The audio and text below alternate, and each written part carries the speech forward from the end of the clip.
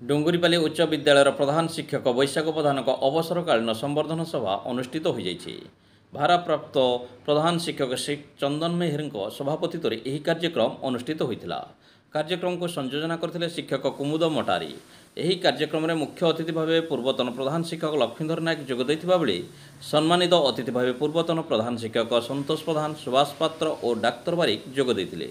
ସମସ୍ତ ମଞ୍ଚାସୀନ ଅତିଥି ବୈଶାଖ ପ୍ରଧାନ ସାର୍ଙ୍କ ଶିକ୍ଷକତା ଜୀବନୀ ଉପରେ ଆଲୋକପାତ କରିଥିଲେ।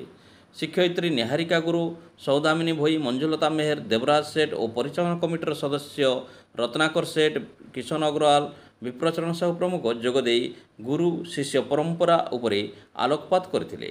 ଏହି ଅବସରରେ ବିଭିନ୍ନ ବିଦ୍ୟାଳୟରୁ ଆସିଥିବା ଶିକ୍ଷକ ଓ ଅବସରପ୍ରାପ୍ତ ଶିକ୍ଷକଙ୍କୁ ସମ୍ବର୍ଦ୍ଧିତ କରାଯାଇଥିଲା। ମୀନକେତନ ରଥ ଓ ଡାକ୍ତର ବାରିକଙ୍କୁ ମାନପତ୍ର ପ୍ରଦାନ କରାଯାଇଥିଲା। ଶେଷରେ ଶିକ୍ଷୟିତ୍ରୀ ମଞ୍ଜୁଲତା ରଣା ସମସ୍ତଙ୍କୁ ଧନ୍ୟବାଦ ଅର୍ପଣ କରିଥିଲେ।